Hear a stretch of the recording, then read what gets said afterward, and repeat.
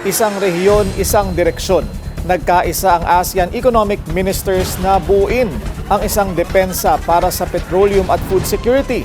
Sa gitna ng nagmamahalang bilihin dulot ng sigalot sa Middle East, narito ang agenda report ni Che Sulit. Geopolitical tensions are already affecting economic stability in ASEAN. These include pressures on energy supply, rising transport and logistics costs, and the risk to food security. Yan ang ipinahayag ni Trade Secretary Cristina Roque, kasunod ng idinaos na pagpupulong ng ASEAN Economic Ministers ngayong araw.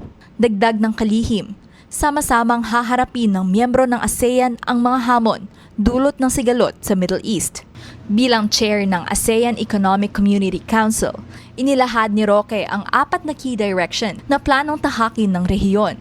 Una, napagkasunduan ng ministers na panatilihing bukas ang kalakalan sa rehiyon at iwasan ang anumang mga paghihigpit o paghadlang dito. Ikalawa, palalakasin at pabibilisin ang pagpapatupad ng existing free trade agreements. Sa ngayon, may trade agreements ang ASEAN sa Australia at New Zealand, China, India, Japan, South Korea at Hong Kong. These are practical tools to reduce bottlenecks, improve coordination, and ensure essential goods reach our people without unnecessary delays. Para sa ikatlong hakbang naman, bibigyang prioridad ang energy connectivity sa ASEAN. ASEAN is already advancing the ratification of the ASEAN Framework Agreement on Petroleum Security, the APSA. APSA is being pursued to enable coordinated emergency fuel sharing and collective responses to supply disruption.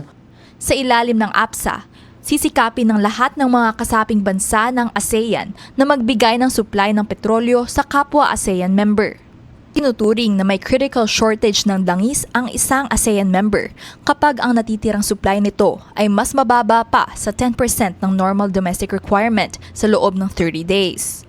Tiniyak din ng ministers na poprotektahan ang energy supply para sa essential services, lalo na para sa mga ospital at emergency facilities. Kasabay nito ang hakbang na paigtingin ang food security at supply chain. We have a close coordination with different food manufacturers and of course the retailers. So we meet every week just to make sure that we keep the food prices stable. Palalakasin din ang suporta para sa micro, small at medium enterprises para maprotektahan ang lagay ng ekonomiya. Ayon kay Roque, mas matibay ang ASEAN kapag sama-sama itong kikilos laban sa anumang krisis. Para sa agenda, Che Sulit, Billionaire News Channel. Manatiling nakatutok sa Billionaire News Channel. Sumubaybay sa aming social media accounts at mag-subscribe sa aming YouTube channel para sa mga eksklusibong balita at storya.